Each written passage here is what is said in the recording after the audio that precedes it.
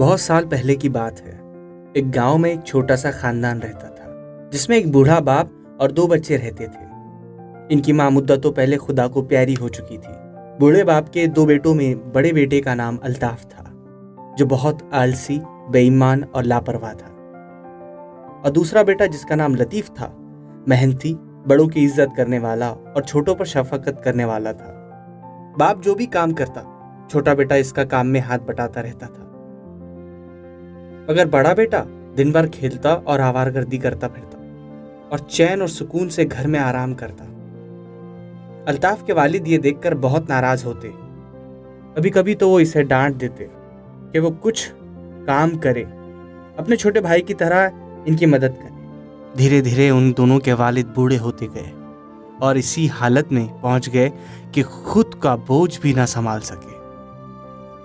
कुछ दिनों बाद वो गुजर गए और गुजरने से पहले उन्होंने अपने बच्चों से कहा, अगर मैं खुदा को प्यारा हो जाऊं तो तुम मेरे सिखाए हुए फन पर मुश्तमिल काम करते रहना और मुसलसिल काम करते रहना और चीजें तकसीम ना करना, साथ मिलजुल कर रहना। बड़ा भाई, जो बहुत ही बेईमान था, इसने अपने छोटे भाई को रहने के लिए कोठा दे दिया जिसमें भैंसें रहती थी। और भैंसों में जब तकसीम हुआ तो भैंस का सामने का मुंह उसे दे दिया और पीछे का धड़ इसने ले लिया और फिर इसे धक्के मार कर निकाल दिया। वो बेचारा रात दिन मेहनत करता और भैंस की खिदमत करते रहता और बड़ा भाई दूध निकाल कर बाजार बेच आता, जिससे उसकी काफी मुनाफियत और काफी कमाई हो जाती। एक रात वो बहुत रो रहा था, ऐ मेरे खुदा, तूने मेरे साथ इंसाफ क्यों नहीं किया। धीरे धीरे इसकी आंख नम हो गई और धीरे धीरे उसकी आंखें लग गई। वो सो गया। अचानक उसने एक ख्वाब देखा जिसमें एक फरिश्ता इससे आकर मिला और कहने लगा, ऐ मेरे प्यारे दोस्त, तू क्यों रो रहा है।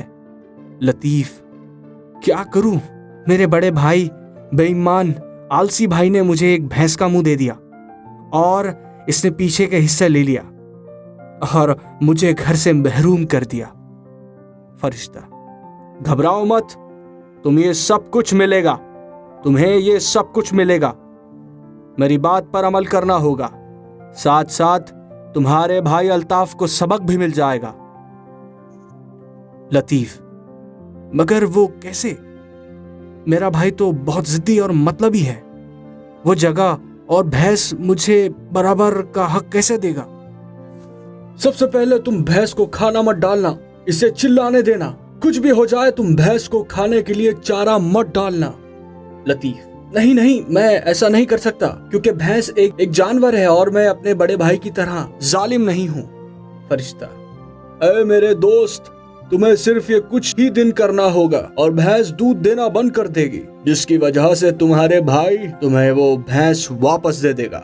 लतीफ, ठीक है, मैं ऐसा ही करूँगा, मगर वो इसके बदले में कुछ तो तलब करेगा ना। मेरे पास देने के लिए कुछ नहीं है, बस एक मछलियां पकड़ने का जाल। फरिश्ता, तो तुम इसे वही जाल दे देना और कहना, ये लो, मेरे पास तो सिर्फ यही है। वो मान जाएगा। लतीफ, ठीक है मेरे प्यारे दोस्त, मैं तुम्हें याद करूंगा। अल्लाह हाफिज। ठीक है, मगर मेरी एक नसीहत याद रखना कि इंसान को मेहनत और लगन से काम करना चाहिए और खुदा की अजीम नेमत माँ बाप को कभी ठुकराना नहीं चाहिए। चलता हूँ, अल्लाह हाफिज। दूसरे दिन ऐसा ही हुआ और लतीफ ने ऐसा ही किया जैसा कि उस फरिश्ते ने उसे समझाया था। भैंस 3 दिन तक भूखी और 3 दिन तक प्यासी रही। भैंस जोर जोर से चिल्लाने लगी और इसने दूध नहीं दिया। बड़े भाई ने कहा, लतीफ, तू भैंस का ख्याल नहीं रखता क्या। तेरे हिस्से में जो आया है इसका ख्याल रख, इसे कुछ खिला पिला वरना मर जाएगी। लतीफ, मरने दो भाई, मुझे क्या लेना देना।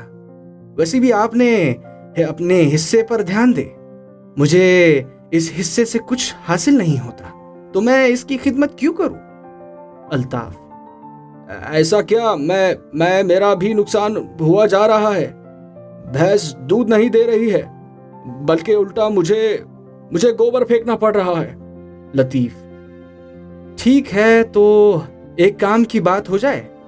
ये भैंस मुझे दे दो, बदले में मैं तुम्हें मछलियों का जाला देता हूँ। अल्ताफ हैरत में पड़ गया और बाद में कहने लगा, ठीक है, मुझे वो जाला दे दो, क्योंकि उसे पता था कि लतीफ़ के पास सिर्फ एक ही चीज़ है, वो है मछलियाँ पकड़ने वाला जाला, और भैंस तुम ले लो। ये बात पक्की हुई। बात पूरी तरह पक्की हो चुकी थी।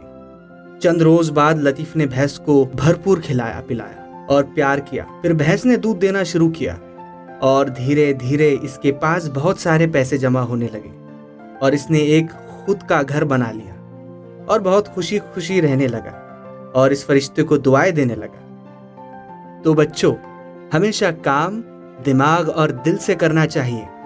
मेहनत रंग लाती है और जहां मेहनत हो वहां खुदा भी राजी होता है। तो मिलते हैं अगले पॉडकास्ट में, तब तक के लिए अल्लाह हाफिज।